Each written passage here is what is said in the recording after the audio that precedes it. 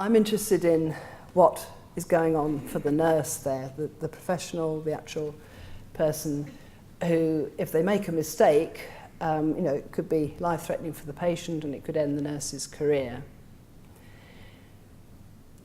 And I think the visual images I've sort of chosen there rather emphasise the point that in nursing, and I'm sure there are other workplaces as well, like this, one doesn't sort of sit down quietly in a corner and work something out.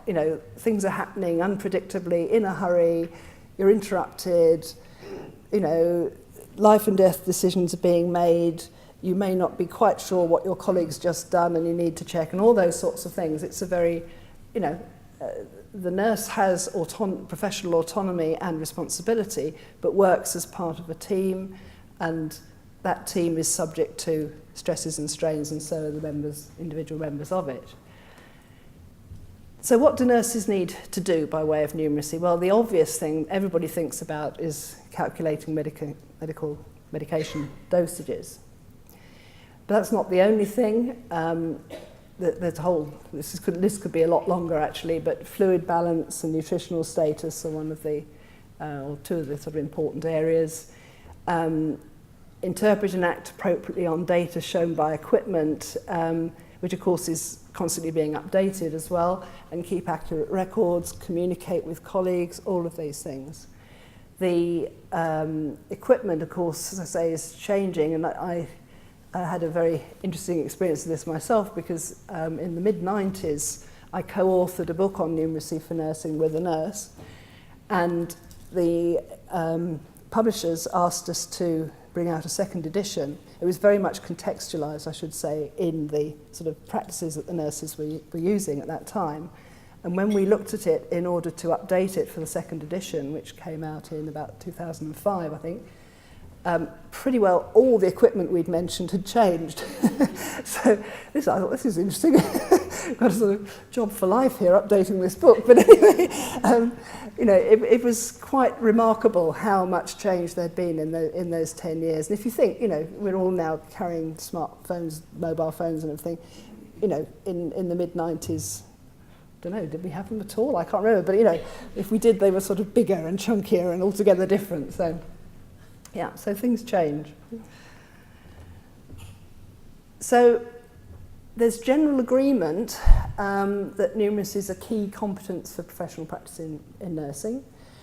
And there's a lot of evidence that there's a lack of proficiency amongst some, not all, nursing students, qualified registered nurses in the UK and elsewhere.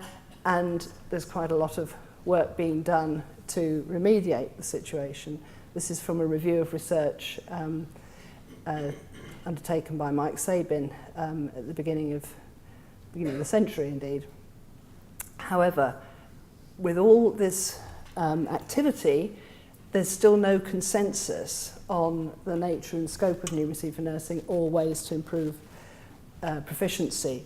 And I suppose what I could sort of describe two camps, really, which are fiercely defended, or at least one of them is, which is, you must stick to the formula, you must drill people in how to actually perform safely the duties that are required, particularly in drug dosage calculation, because if you don't, all hell breaks loose.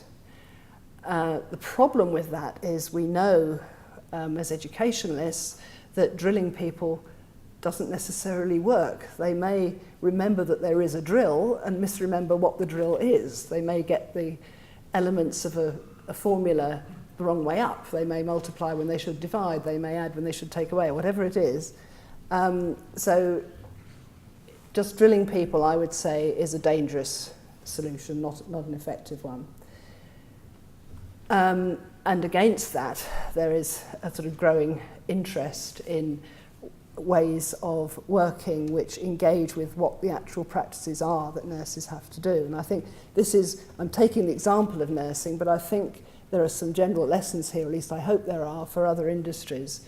Because if you don't know what goes on in the industry, in the workplace that you're interested in improving people's literacy and numeracy in, then you really, haven't got much hope, I would say. And I think that's one of the interesting and impressive aspects of the Thames Timber work, which I know Phil was talking about earlier.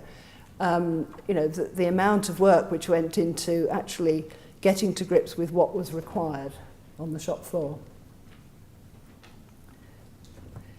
So, what does numeracy for nursing need to be? It needs to be robust, strongly situated in the context, capable of generating independence and good judgment along the lines of the definition that I showed you earlier that I came up with.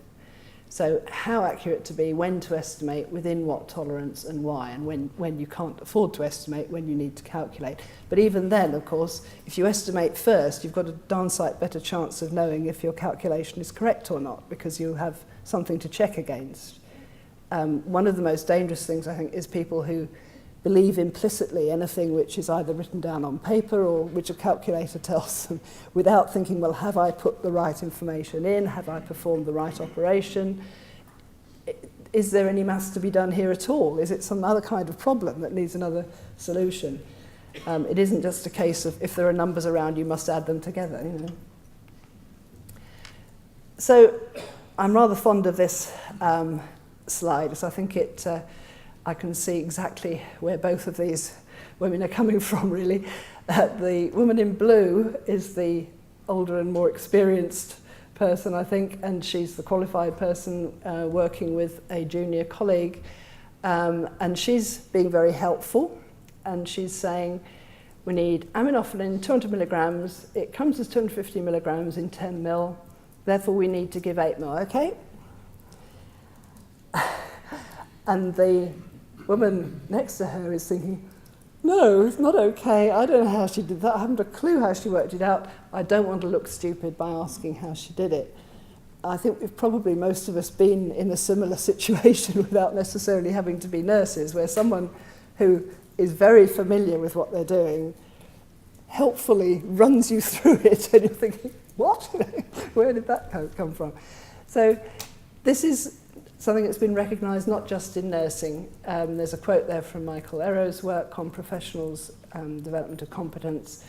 Given the demands and pace of professional practice, professionals learn to use routinized practice devoid of problematization. So, in other words, it's blatantly obvious to her what that statement means. We need aminophylline 200 milligrams, etc., but not to the novice. And because the experienced person isn't able to externalise, or doesn't think it's necessary perhaps to externalise what's gone on in her head, that she's able to make that inference about what the answer should be, she can't pass it on, she can't educate the novice. And that, I think, is a very important issue, and it ties in for me with the point about common sense I made just now, because if, let's say that this kind of thinking has become common sense to the woman in blue, it hasn't become part of the common sense of the woman in white, because it's buried in her common sense, embedded in her common sense perhaps. She can't explain it, her colleague can't understand it, and isn't going to get any wiser unless she can find a way of breaking through that.